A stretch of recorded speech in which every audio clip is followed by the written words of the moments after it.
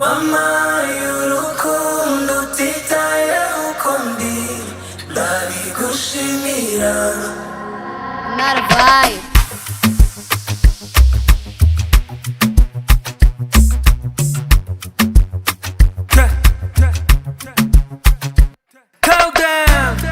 Undindira emotion, untera motivation, unshyigikira ama reason, no matter the situation. Ntabwo njya nsakuza, uranyumva niyo ntavuga, unyitaho uko bikwiye mana.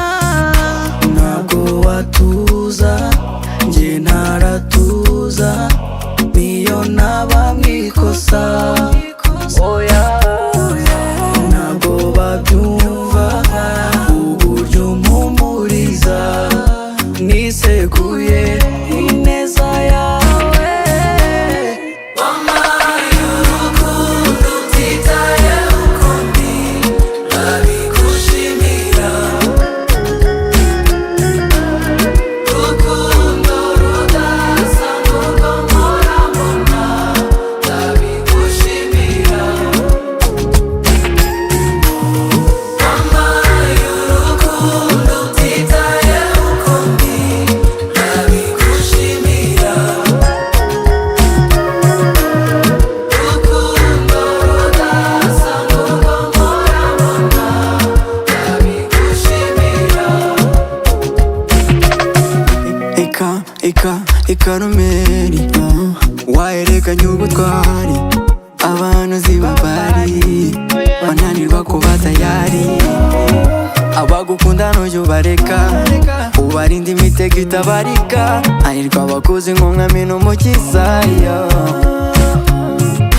Ntago watuza, njye ntaratuza, niyo naba mwikosa.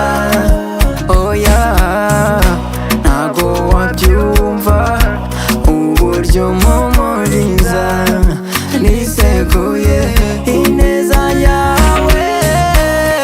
Wampaye urukundo utitayeho uko ndi ndabigushimira. Urukundo rudasa n'urwo mpora mbona ndabigushimira. Wampaye urukundo utitayeho uko ndi ndabigushimira. Urukundo rudasa n'urwo mpora mbona ndabigushimira. Nshingiye ku byo wavuze n'ibyo wakoze, imbaraga zawe ni ntagere. Yesu Nkunda uburyo undinda, njye nasinziriye. Holy Father, thank you. Wankoreye ibitangaza,